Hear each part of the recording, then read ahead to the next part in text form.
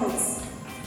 Good evening, everyone, and welcome to our panel discussion on the transformative power of comics within the context of incarceration, education, and narrative healing. My name is Sara Bazan. Hello. I'm honored to be moderating the discussion tonight. I am the co-host of an all-Latina podcast called Comadres y Comics, where we highlight the Latinx representation in the comic book industry as creators, characters, fans, while also paying special attention to our marginalized communities in our segments Juntos y Fuertes, En la Librería, and Saludos. Today, we are privileged to explore how comics serve as a catalyst for change, offering both a creative outlet and a tool for education and healing for individuals affected by the justice system. Joining me are esteemed panelists who bring unique perspectives and expertise to this important conversation. We have Kristen Barras. Hello. She is one of my Comadres y Comics co-hosts and also worked for years as a re-entry specialist dedicated to support young women transitioning back into society after incarceration. She co-owned High Comics in Santa Monica for 10 years and is currently working on opening a new comic shop in the same area. Welcome, Kristen. Joining us as well is Dr. Theresa Rojas. She's a professor in ethnic studies and English in Modesto Junior College, where she specializes in comparative media, comic studies, and visual culture. Dr. Rojas is the director of the Latinx Comic Art Festival in California, the Central Valley's only celebration of Latino comics, art creators, educators, and friends. She is also a comic study guide, author, editor, and culture consultant. Her work explores the intersection of identity, culture, and graphic storytelling. Welcome, Doctora. Joining us as well is Larry Garcia. His first comic, Birdie, is an imagined philosophical conversation about conditioned thinking that leads convicts back to prison. Initially drafted at the Modesto County Jail, Birdie has won several awards for cultural creative projects, writing and art from Modesto Junior College, where he is earning degrees in human services and sociology. A formerly incarcerated Northern California gang member, Garcia is the 2021 poster artist and ambassador of the Latinx Comic Arts Festival. He uses his art to illuminate the human experience within the justice system. His work is on display in the Great Valley Museum in Modesto. Welcome, Larry. Cherish Burtson has worked in the mental health field for 10 years after her experience with the justice system. She is involved with various mutual aid projects such as Books Through Bars San Diego, an organization providing literature and educational material to incarcerated individuals. Welcome, Cherish. We have Marcus Bedford Jr., works with Big Smiles Foundation, a nonprofit organization that facilitates individuals' access to sober living housing, recovery programming, probation adherence, and job training. He also is the creator of Cali Incarceration comic, which was published in the California Lifers newsletter from 2009 to 2013. He uses comics to share personal narratives and insights from his own journey through the justice system. Welcome, Marcus.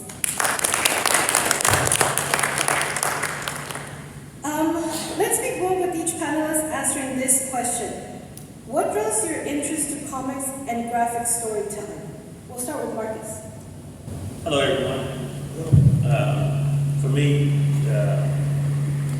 comic graphic storytelling is like, so I grew up in the culture of hip-hop music, so that's what graphic storytelling is like for me. It's like rap music. Yeah, rappers, they paint the picture with their music of what the street life is. And so that's what the storytelling with graphic arts is for me. Painting that picture with just one picture and very few words to get the point across of what can be learned from one picture, just like a good song. Wonderful. That's wonderful. How about you, Kristen? So, as Sarah mentioned, I was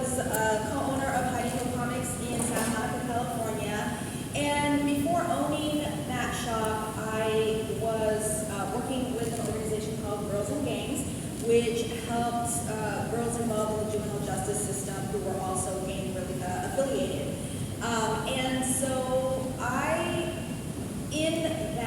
in both of those roles, really found the importance of being able to tell a story in not just words but also pictures. You're able to reach so many more people who are not readers by nature, either late readers, troubled readers, and I really saw that working at the comic book store when parents and teachers would come in and say, I could never get my student or child to sit down for more than 5 minutes until I introduced them to comics. And that was just a bulb that went off in my head of how important it is to be able to reach people who, like I said, are not readers by nature. I was an only child. It was my form of entertainment, and I loved it. But I saw how comics impacted marginalized communities in my role at Idaho Comics, whether it was LGBTQ, women, or the autistic or ADHD child. And I really loved that about comics. That's really cool. Thank you for sharing that.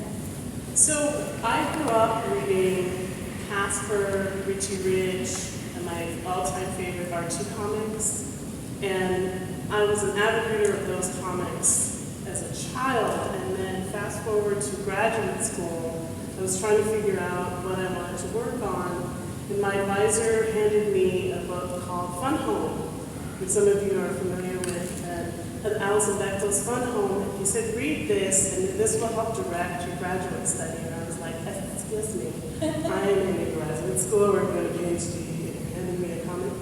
And because I understood comics as, this childlike format, but that just changed my entire life. Alison Bechdel's Fun Home really brought together the autobiographical part of comics, visual culture, textual culture, and then I was studying narrative theory, so I was studying how the brain is affected by visual culture and bringing visual and text together. And so that just led me on a whole path of studying comics. And then fast forward again to, I worked at MIT, I was a scholar there for a couple of years, and then I taught at MIT, and I got the job in Modesto, and I was able to choose all of my texts, and I decided slowly but surely that every single class I taught needed to have comics in it, and now most of my classes are all comic texts, because this is what the students respond to, but also because you can talk about bringing the visual and the textual together, and you can talk about how to build stories outside of the superhero genre, right? I'm really interested in biography, autobiography, and personal storytelling, and comics lets us do that on so many different levels. That's so awesome. Larry? So I had a vision when I was doing time in the system facing 2 life sentences. And this vision was to try and reach those who struggle with issues such as myself, with the conditioning of demoralization of imposter syndrome and hopelessness. In prison, I do hard work, and we do hard work, and we put emotional work on our body to convey how we feel or what we believe in. I did a lot of artwork and tattoos, and most of it showed pain and trauma, stuff that we suffer from, struggle from, and there was love in there too. So that's how this transpired by interest in comics, to find a way to reveal this struggle and to reach people on a different level through comics. And I never knew we did comics before. I realize now how powerful this avenue is. It's a very powerful vehicle to reach people. Thank you for sharing. Cherish? Yes, so I think my appreciation for comics began when I was a little girl, because it was one of my dad's biggest obsessions throughout his whole life. And when he was a kid, he had a very traumatic upbringing, so reading comics and collecting comics was one way for him to escape, which is what I also did when I was incarcerated, because it's one of the ways that you can escape your surroundings and go to a completely different world and reality that you can go as far as your imagination could take you. So that's when I really started appreciating it, and I also feel like comics and political cartoons have started as a way for working class people to be able to share ideas and their stories that they might not otherwise be able to. That's wonderful. Thank you. For Dr. Theresa Rojas, in your experience, how do comics and graphic narratives uniquely contribute to healing and educational process for individuals affected by the justice system? So one of my specialty areas is graphic medicine, and that's the intersection of comics and medically and health-related storytelling, those kinds of narratives. I'm super interested in that. And what I found is that comics is something of a unique medium that really invites all kinds of storytelling. And it invites rhetorical choices. So when you're creating a comic, you have to think about not just typing up a story or maybe taking a video, but what snapshots are you going to use in the telling of your story? And I think that's just such a special invitation that is very much what comics is all about. And so, this idea of contributing to healing, we know there are many, many, many studies that show that telling one's story, telling stories, reading stories creates what we call narrative empathy. For the reader, it creates empathy, but also for the person creating it, it's extremely therapeutic, right? And whether or not that gets out into the public doesn't matter. It's the creation process that is that healing process. And so that's part of what I do in class is, so we read lots of comics, we analyze them, etc., but we also create them, and so that students and others can get in touch with the labor that's involved, but also the kinds of choices that are involved and the power that is involved in creating comics, right? Because you can create something that will evoke certain emotions or ideas just by a color choice, just by your text choice, by the way you curve a line, and that sort of thing. And so to me, that's really key. I'm actually experiencing this healing right now while I do this, so that's actually very, very true. Kristen, would you like to add something to that? So, all of you may not be aware about the relationship between illiteracy and people involved in the justice system. It's over 80% of people who are illiterate or have trouble reading who are involved in the justice system. And so for me, uniquely, comics are able to convey stories without the reader needing to 100% understand the words that are on the paper. Theresa loves to tell a story about her nephew who reads my husband's comic and was telling her about what he understood from the comic, and she asked him, how do you know you can't even read? He's like, I can tell by the pictures. And I hear a lot of stories of people who used to come into the shop and say, I taught myself to reading comics because they could tell what was going on in the picture and they related it to what the words were on the page. And so they started to make that connection and started to help themselves to read. And just as Theresa said, having people to tell their own stories who don't read and then therefore do not write very well. The amount of girls that I had come into the system because they were kicked out of school because they were A, embarrassed, or B, the teachers just would not give them the time or help that they needed because they had just been passed, because they were troubled, and put into a box, and they had just been passed from grade to grade, and so they found themselves in high school not being able to read. The teacher would give them problems, and they would be embarrassed. They would, throw a chair or cuss out the teacher and leave and never come back, all because they didn't know how to read and they couldn't do the work.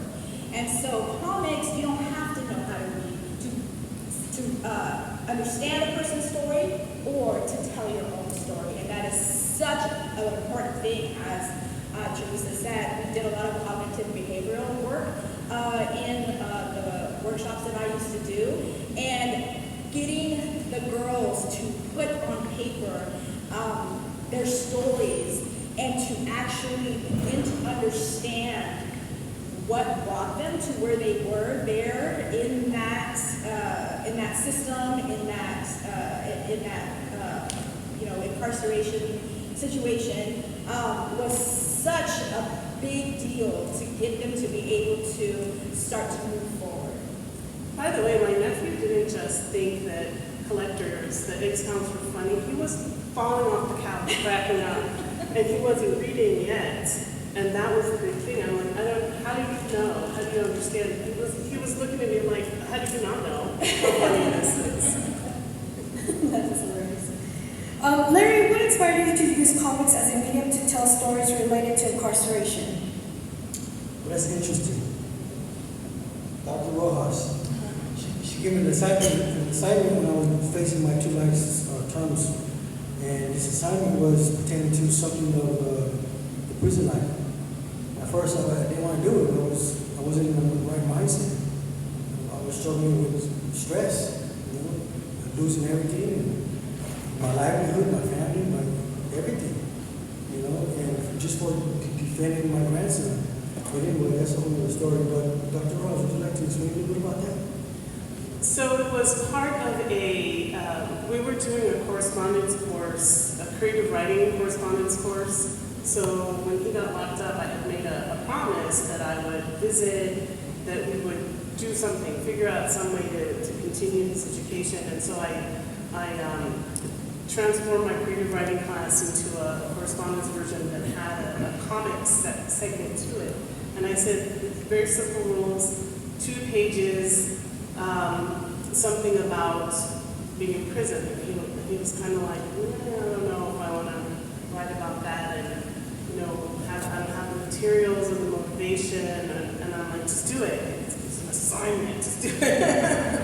And to his credit, the other challenge is that he's a very realistic artist. He's a very talented artist, but his work is very hyper-realistic, and he was trying to think about how do I translate this into a comics form, not entirely understanding yet at that point what that even means. And so, he did it. Do you want to talk about Birdie? I'll speak about Birdie, but first I'd like to say that I was limited with the materials we had in there. We had little golf pencils, and we only allowed little razor blades to shave. We would have to illegally break them, and use them to sharpen the pencils, which really didn't work anyways. So we had to scrape them on the floors to sharpen them up.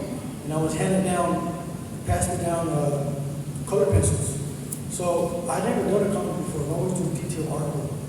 So this was a challenge. But Birdie is just an assignment that was given to me in response to Dr. Ross, featuring 5 inmates that are a collective of people having a conversation and thought. But in reality, it's just 5 parts of one person, which was me. Birdie is an imagined character, a realistic bird, imagined bird, and he chimes in during the questions in my comic book. That's super cool. I actually read it very vividly. The symbolism of Yes. just what you just said is like amazing. Yes, absolutely. Marcus, your comic, Cali Incarceration, was shared in the California Lifers newsletter from 2009 to 2013. Can you detail how your comic began and the process of getting it published in the newsletter? Tell us all about it. Okay, yes. So, Cali Incarceration was born out of a lockdown. So, I saw a comic in the California Lifers newsletter that was talking about prison that I didn't find very funny. And the guy that drew the comic never been in prison before. So it kind of upset me. But I didn't know how to draw. So I had a problem. I had a problem and I didn't know how to draw, but I saw something that it just upset me. And not like in a bad way, but it just upset me. So we went on lockdown, and taking my was on a 3-month lockdown, so that's 90 days. Not going nowhere, just shower every 72 hours. You get 1 shower every 72 hours. So I would grab the newspaper, and I first started tracing the comics in the newspaper every week. I I would trace it. And then I got to the point where I would just look at it.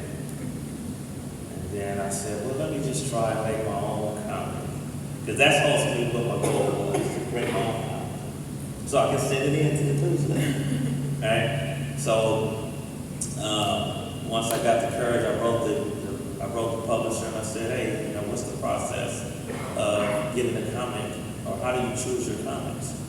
And he said, I find them and I publish them in the newsletter. And so I said, okay. And so I sent one of my early comics to my mother, and I wanted her opinion about it. And she wrote me back and said, oh, that was great. I'm like, okay, maybe I got something here, right? So I submitted 3 comics to the publisher, and he liked it.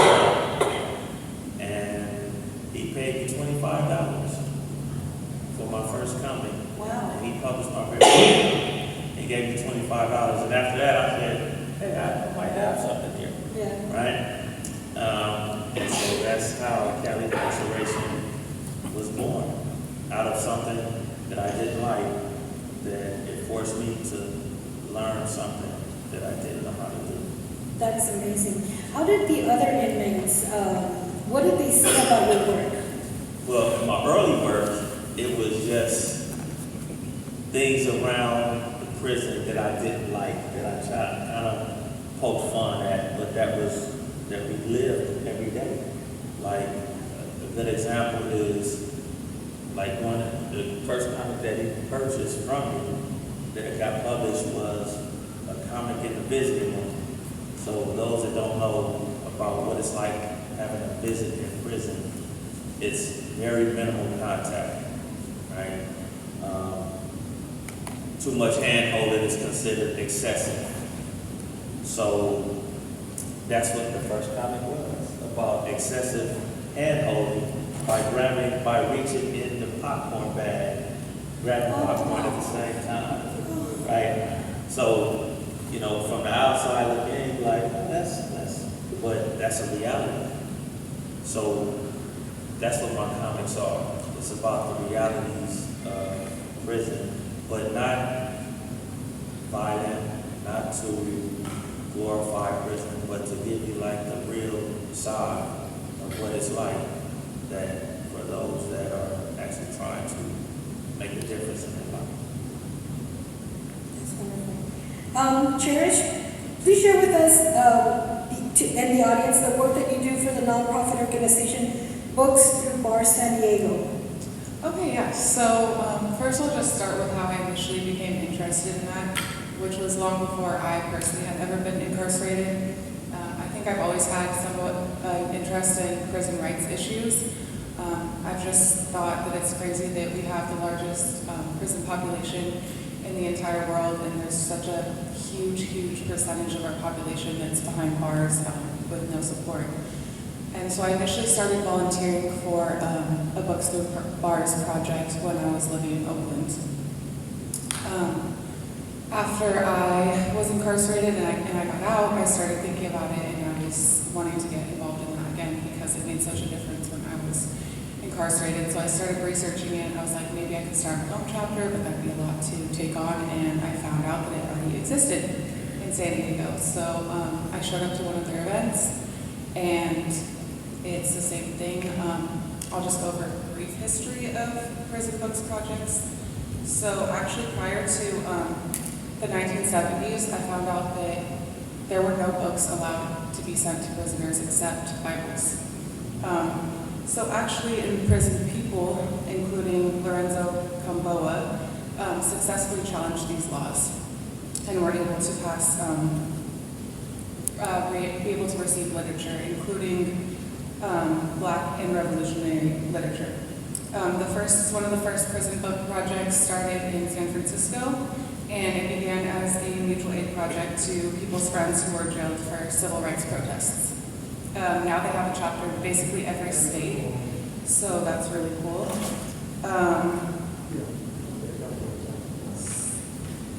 And so later I'll talk about how you can get more involved in that.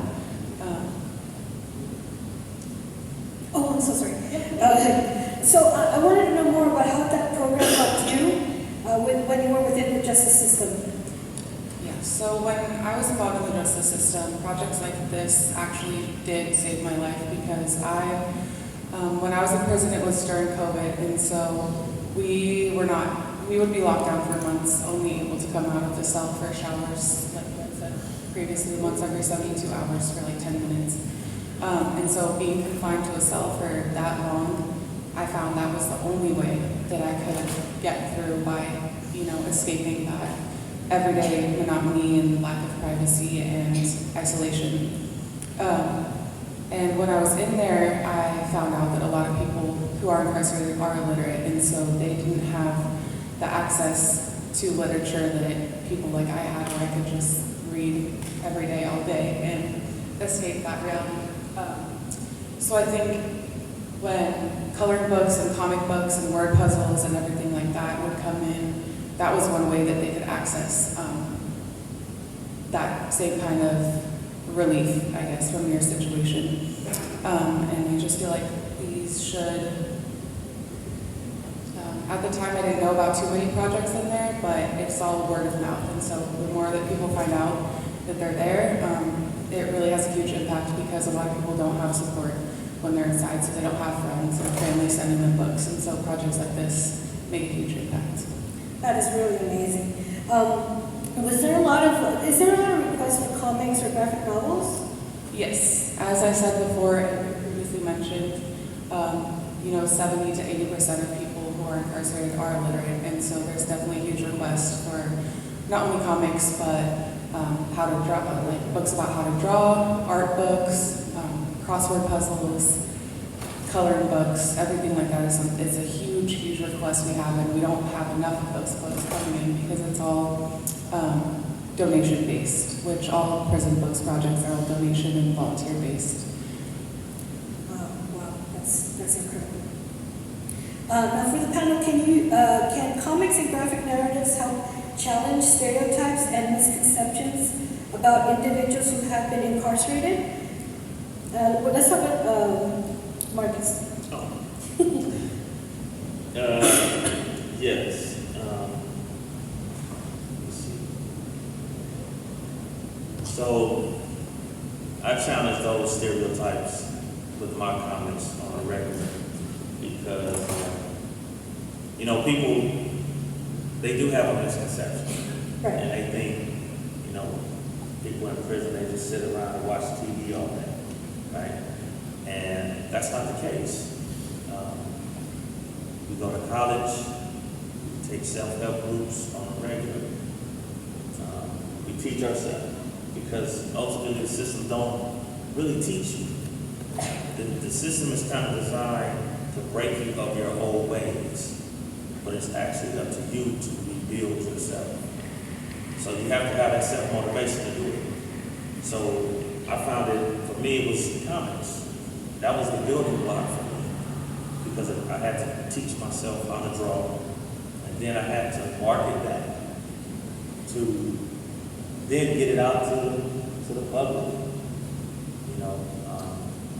So I use my comics to change those misconceptions and those stereotypes.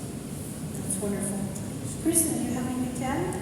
So, I don't know if you know this, but a majority of incarcerated individuals are Black and brown. And that's a whole other panel. But there are tons of misconceptions about cultural and ethnicity around Black and brown people. And I think that comics definitely allows for the creator to challenge those and tell their own stories in the way that they want to. And it's not the Latina housekeeper or sex pot, and it's not the brown drug dealer or Black drug dealer. And to be able to tell your own stories in this medium is so important for those reasons. For me, I think the number one stereotype that is perpetuated, I think through ignorance, is, well, bad people do bad things and wind up in prison. prison. Everyone in prison is bad. And the fact of the matter is that any mistake, any, trauma growing up can result eventually in winding up in prison. So the thing is that comics give us the opportunity to tell those stories and create those counter narratives of who the folks are who wind up incarcerated, and the fact that it could be any one of us through any series of circumstances. But it's not just telling a story, writing short stories, putting together a collection, writing a novel, but making visual choices. And I think it's often those visual choices that are quite surprising.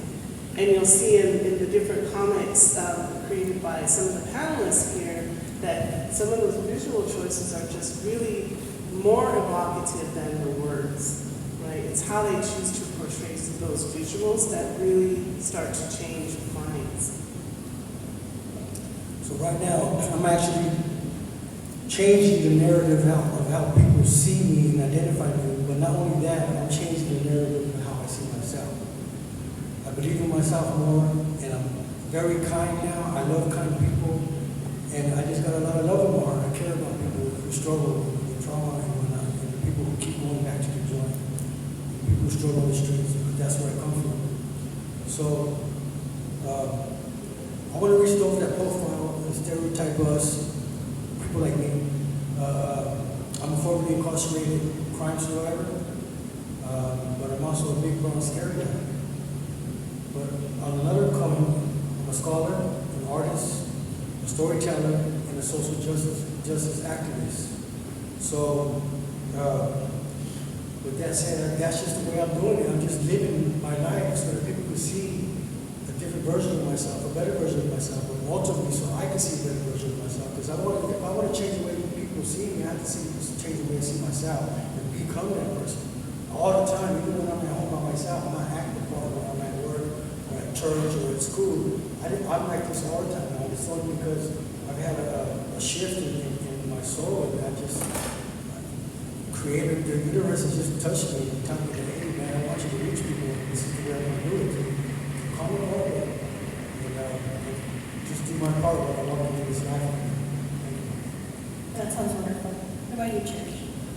For me, I think that it's really an opportunity for people to be able to tell their own authentic stories by writing comics and getting your story out there, because when you are incarcerated, you truly feel so invisibilized, and even people you thought knew or cared about you, it's easy because they're living their own lives, and so you feel so separate. Like, having that opportunity to tell your story makes a huge difference, and for people to see you actually as a person with unique and individual traits and interests and loves, and you meet every type of person when you're incarcerated. There's obviously mothers, sisters, doctors, lawyers, artists, every type of person you can imagine. I think the only thing that everybody I met did have in common was their strength and resilience, and the stories that I heard and have experienced are some of the most traumatic experiences, and I think anybody who's lived that kind of life could potentially find themselves in a situation like that. And so I think being able to tell your stories really humanizes your experience. That's awesome.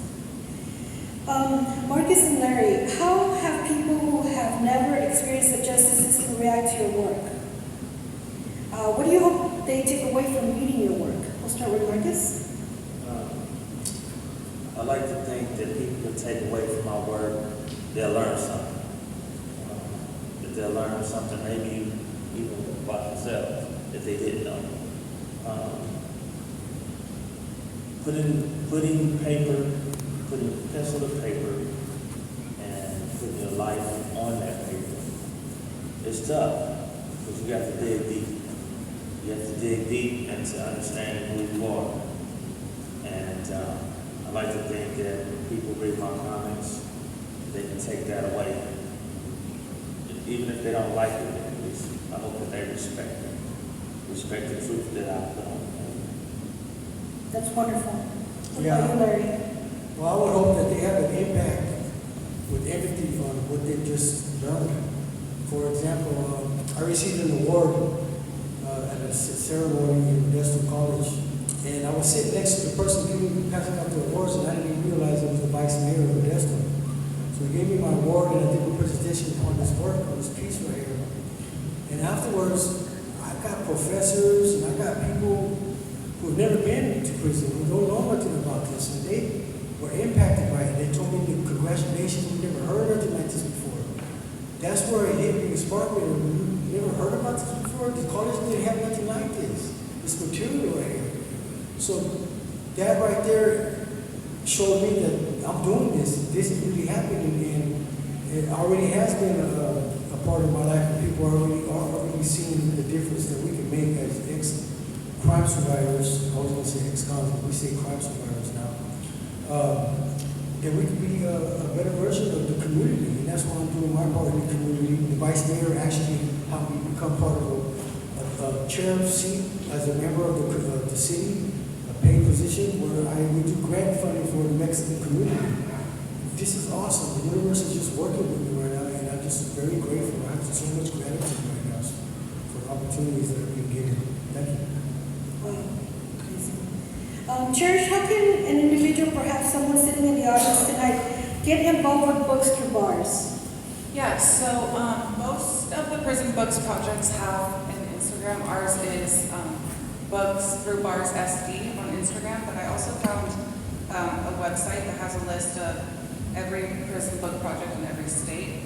I wrote it down. So it's called prisonbookprogram.org/prisonbooknetwork. So you can find a comprehensive list there and people of who to contact to get involved, but they're always accepting volunteers, donations, book donations. And we also have an email, which is booksforprisonerssd@gmail.com. So yeah, if you just do a quick Google search or search on Instagram, you can find a bunch of different projects for wherever you're from. And I know you guys all have comics you need to get rid of, so you can buy one. Yes, exactly. Yes, we're always accepting donations, and like I said earlier, it's not something that we get very often donated, but it is something that people request a lot. And right now, we're also working on writing a zine about how to start your own prison book projects, because there's such a huge need for that. That is awesome. That is super awesome. For the panel, the title of the panel is Confronting Recidivism with Comics. How do you hope to see the discussion around incarceration and justice evolve within the comic community? We'll start with Cherish. Yeah. So, as I was saying earlier, that a lot of people, it's easy to, when you're not directly impacted or have a family member or friend who's incarcerated, it's easy to just not think about it. And I think projects like this really bring a voice to the voiceless and makes it something that's on your mind that you can't really look away from.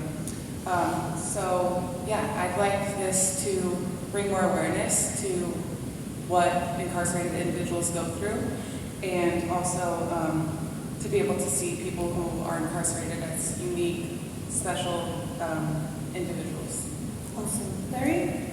Okay, yeah, I would, just like every host here who has a table, they want their material to be recognized.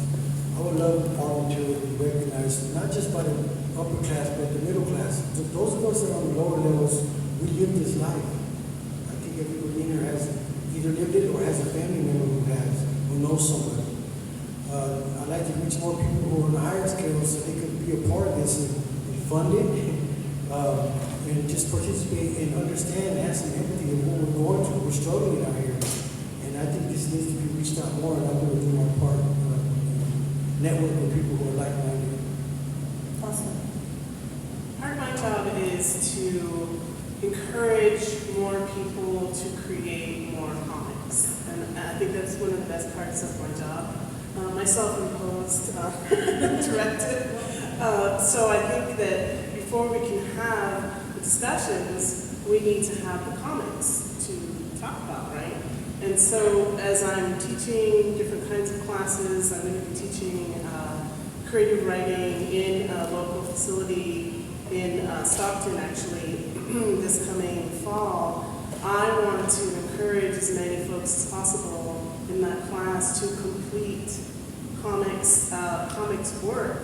And then what I'm hoping is that down the road, I'll be able to do maybe an anthology of some sort and invite folks to read the work. But also, I think it's important, as Larry was saying, in terms of recognition, to have things like award ceremonies, create scholarships, create pipelines. People can say, this is the work that I did, and I want to continue this work at the community college where I work, and then move on from there. Because, again, the creation process, people don't even realize how powerful it is until they actually do it. And then when they hear from people who have read the work, that is just, it's so uplifting and I think life-changing, and I'm really happy to be a part of that. So, I know you've all probably heard the saying, be the change you want to see in the world. And so what my hope is that every single one of you leave today talking about what you heard. Talking about these amazingly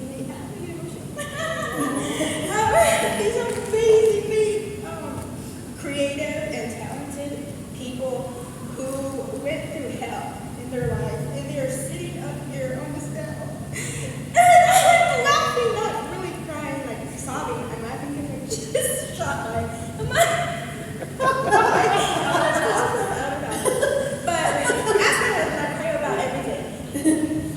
talk about what you've heard them say. Talk about the books that and stories that they're telling. Talk about the programs that Cherish is working with and have talked to you about. That's what I hope is going to happen to further this movement of comics confronting recidivism. So I once had this thought when I started drawing. There is countless individuals that's incarcerated that have amazing drawing abilities. Yes.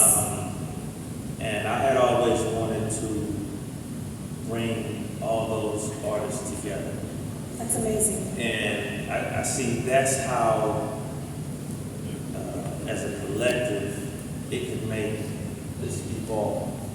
Because, like I said, I've seen guys that can take just one picture and make it look better than the photo that was taken. And I believe if we were able to form like a prison collective of artists, I think that could give the push that is needed to get, recidivism down. It could also bring awareness of the prison system up to the forefront and not always just trying to pass laws, but to actually bring real help in the system. And to Marcus's point, actually, how many of these brown and black children and low-income children were in schools where they could have art programs? That's right. It's so important. So important. Art is important. And they didn't just develop that skill in prison. They probably had it their entire lifetime. And there was nobody there to support them and encourage them. Right. Inspiration is all we need. I just wanted to add one quick thing onto that as well, is that they're trying to pass a lot of laws, which they've been trying to do to limit access to literature and comics and art by having them only be accessible on tablets and stuff like that. And so pushing back against these laws is very important and very vital. We push back against prison policies that limit people's access until there is no more incarceration. Well, I want to give everybody the opportunity to tell us where to find you on social media or any conversation that they might want to engage with you. Where can they find you, Marcus? So I'm on Instagram at Cali Incarceration.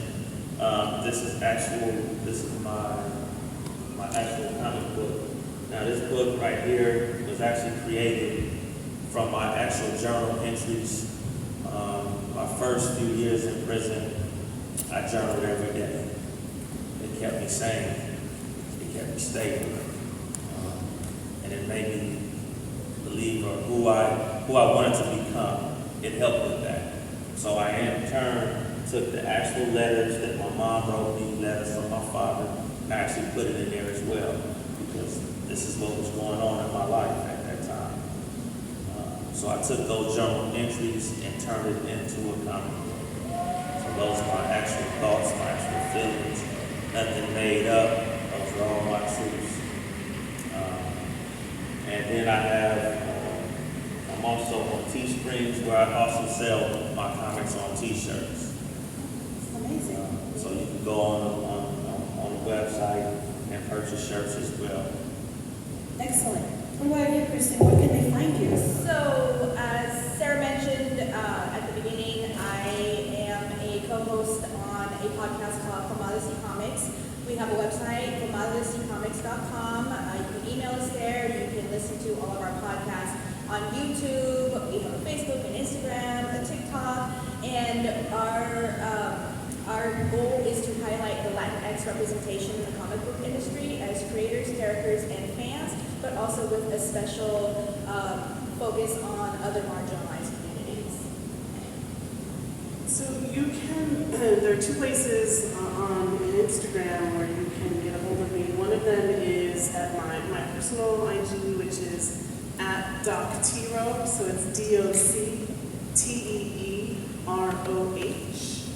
And you can also follow the Latinx Comic Arts Festival, and just you search for that. But I want to mention that the festival also has a webpage, and we highlight different things going on the blog posts, and we'll have an announcement about the next festival coming up soon. And also make sure that before you leave, you come and see me so you can get a sticker, pen, something like that. So you can actually find me in Wakanda at the Black Panther building. I do security for Black Panther. I'm on Insta, craftyman.lg. That's it, just craftyman.lg, and I will look forward to hearing from you. It's CRAFTY. Yeah, we just crafty man. Thank you. Thank you, Chair. Hi, yes, so I also have interest in other mutual aid projects, one of which is harm reduction. That's another passion of mine. I'm in recovery from drug use, and that's actually what led to my incarceration. But so one of my big passions is harm reduction and getting people access to Narcan and testing strips and things that can save their life. So I have a Instagram called SD Harm Redux about the harm reduction stuff I do. Some of my friends, one of them who's actually here today, we also do food distributions for our unhoused neighbors. So we also have an Instagram for that, which is Red Block Distros. Awesome. So, do you guys have any questions or anything? And if we're out of time, we can definitely answer them outside of this room. If you guys are interested in any questions or inquiries about the books that they have talked about on the panel. Sarah, where can we find you? Oh! On social media, of course, comadresycomics.com. And also you can email us at comadresycomics@gmail.com. And again, follow us on all social media platforms. We try to post as much as possible. But I'd like to thank you so much for joining us today. We really appreciate it. And thank you so much. Thank you. Young lady, do you have a question that we can answer very quickly? Oh, that is a loaded question. The question is, how did you go to the how did you get to jail?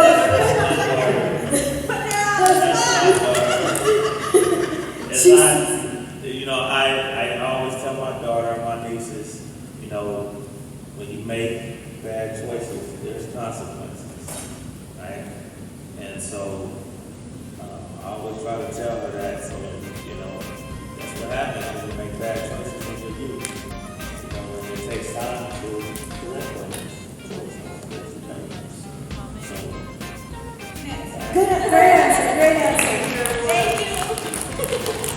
Thank you guys so much. That's all the time we have.